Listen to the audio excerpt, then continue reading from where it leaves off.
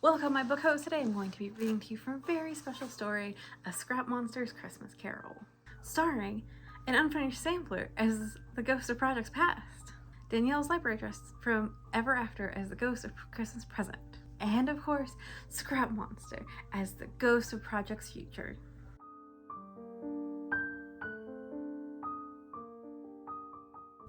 My Ever After dress was done to begin with. There's no doubt about that. Well, maybe I had some doubts because there were a couple of things that I could have done differently and made me need to finish up.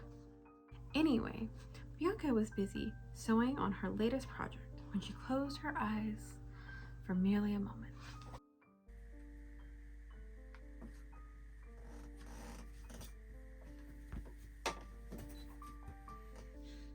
Guess who? Oh my god, Nourisham Park, is that you, unfinished sampler?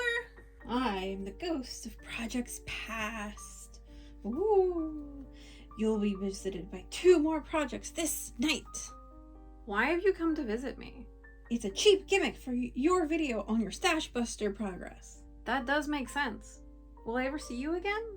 Only in your nightmares. Woo! I guess that was only minimally odd. You want to know? Odd. Ah! Transform! Is that you? Are you haunted? What is happening? I am the ghost of projects past. Oh, it's you, Ever After dress. You know the internet loves you. Oh my god, right. I look so good. That's not the point of my visit, though. So why are you visiting me? I'm here to remind you that perfect is the enemy of finished. Be well! Okay, so in the movies, there's always 3 projects, and I've only had 2. I wonder who the 3rd will be.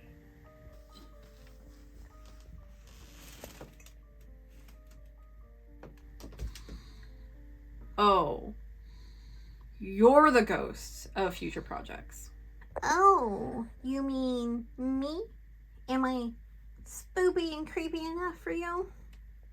You've really shown me the error of my ways, I guess.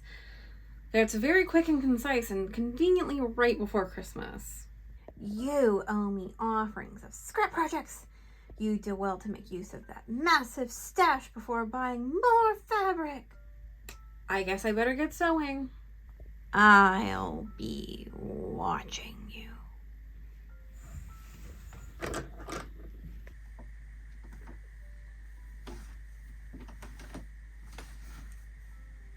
That was weird. I probably shouldn't have cookies this late at night anymore. Scrapmonster, where are you? This is your fault. Hello, my bookhos, and thank you for humoring me and my fun, silly little gag this year. I did think about doing that last year and just didn't have time because a lot of things were happening. A lot of things were happening this year, but I made time for it. So that's progress, right? As my ghosts of projects past, present, and future insinuated, this is a cheap way for me to talk about the Stash Buster a little bit before kind of wrapping up the year with a couple of things and then starting a new year. And I just want to say, first of all, thank you so much for everybody who participated in Stash Buster. It was very informal and very much a way for us to just think mindfully about things, and I think that that was really like core and central to everything over just using our stash. And I think that was really successful. I try to really reiterate that like this was a thing where people could pick and choose what they wanted to do and how much they did and all these things, but really encourage people just to be thinking about like what we have. Because I think much like me, if I don't see something, I don't know it exists, which is, you know, an ADHD thing. And as someone who is 99.9% sure that I have ADHD and am still waiting since 2021 for a diagnosis, I've learned a lot about like the things that I need to be able to like do the things that I love, because I love sewing, but like putting things away is really nice, but then I can't see them and then I don't remember to use them. I don't remember I have them. The Stash Buster for me was successful in being able to put everything in one place, in one tracker, and know what I had, and also slowly use things. And it scratched that lovely itch I have about crossing off things off a list, right? So that was really fun and great. In terms of, did I not buy any new fabric this year? So like, that wasn't super the goal of this. Like, that was a thing where like, that can be part of this, if that makes sense. I think it was more about knowing what you have so that we don't just continue to like buy the same stuff for the same projects a million times, if that makes sense. So that is the long way of me saying, I mean, yeah, I bought a little bit of fabric, but I think I bought way less than in previous years. I did need to buy a bunch of stuff for my thesis project. So I had to buy a bunch of yardage that I immediately used all of it up for my thesis that got me my scholarship to Academy of Art. So no, I did not 100% not buy anything, but I did really, really well in terms of being like, I know intentionally wanting to buy for these projects. I know the yardage, I know what I need to do, and I'm going to do that and not, you know, make excuses for why I suddenly need XYZ thing. The only things this year that I feel like I really did kind of break my kind of personal goals, if you will, around was when Fabrics, which is my local fabric like recycling reuse store, they are a dead stock store essentially. They save stuff from the landfill. They had a 50% off wool sale, and I bought some really pretty purples and wine colors and a couple of black. Like they just had like a half yard or a yard left. Like it's not tons of it. It's enough to do like a little capelet or some accessories. But they had 2 bolts of really, really nice tweed. And we were like, my husband and I went, and we're like, we had just come back from Scotland. We really wanted some tweed because we live in a very honestly cold space in San Francisco. And it's always tweed weather here, if I'm being quite honest with you, except for that one week in September. And we were bad. And I was like, you know what? I want this whole bolt. I want to make us coats. I want to make us dresses and waistcoats and all these things. And we were just like, we'll take the bolt, like do the math. And we got, I think it was 7 yards and 8 yards. I can just look it up on my stash document. Let's just do that. Okay, so I have the exact calculations for my stash thing, my stash tracker, because I put everything in here when I'm done. I have a gray that is 8.75 yards and a green that is 5.5. I will tell you that when we got to the end of the bolts, it had a stamp on it that said Harris tweed. So we'd first asked, how much yards do you have? And then we unrolled it and I saw the Harris tweed and I said, I'm buying all of them. And then we went back for the other tweed that I'd been like, I don't know if I want it. And we unrolled it and it said Harris tweed and I said, I want all of that. That was when I was very, very bad. But it was half off. And I believe instead of 50 a yard, it was 25 a yard. I think that's what happened. I think it was 25 a yard for a bunch of Harris tweed. And like I had just been to Scotland. Like I'd seen the offcuts, the remnants prices alone. And I knew that there was nothing near that price range. So I bought that. That was my like bad, but also once in a lifetime buy, right? And that was the other thing that when I was at the Victoria and Albert, they had 2 reproduction yardages of a William Morris print. And they were on sale and I bought them because I was in the UK.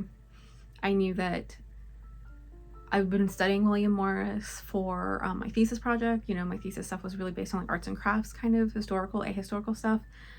And I got it. So those were 2 kind of like, oh boy, I can't believe I did that. That was bad.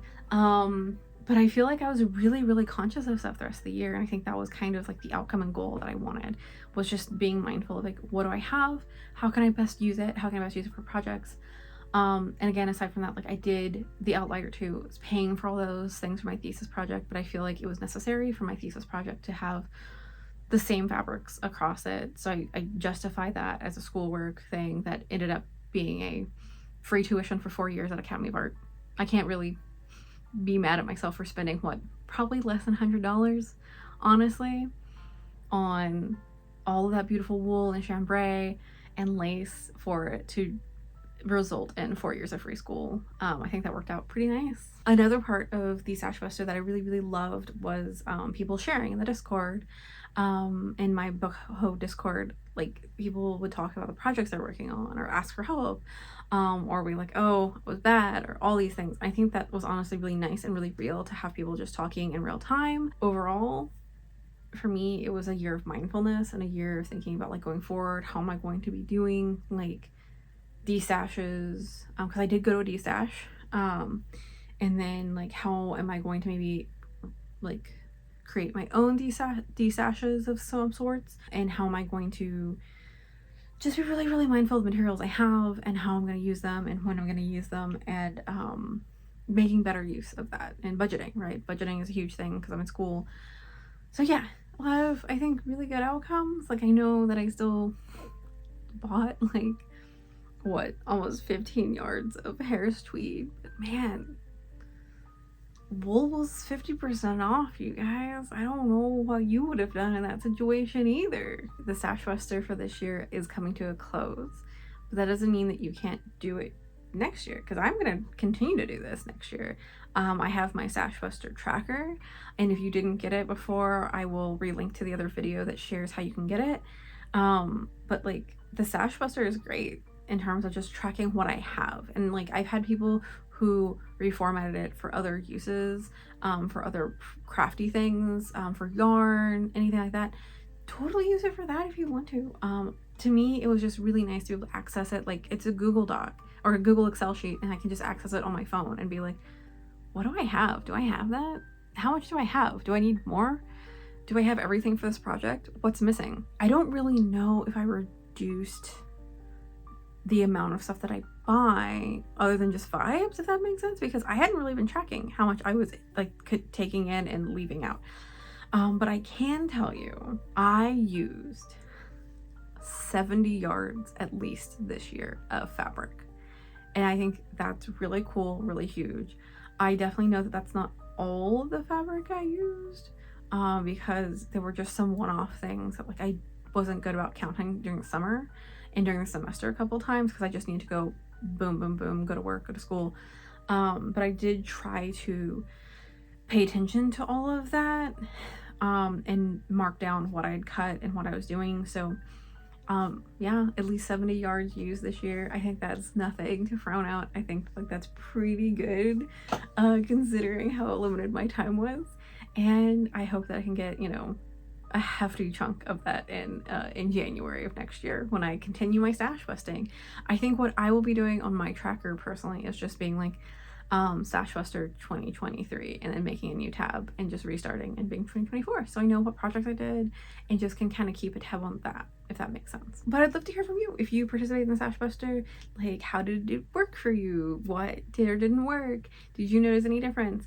Do you want to continue it next year? Because like, I'm definitely down to just use the exact same prompts, exact same stuff, and just continue the conversation like in the Discord, which of course, if you want an invite to the Discord, you just need to subscribe to my newsletter so that I know that you're a real human and not a bot, because that's one way for me to do it.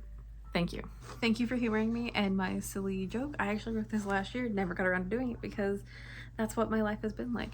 But I want to thank you for being here, for supporting me, and for being enthusiastic and encouraging about my costume design studies and the work that I do here.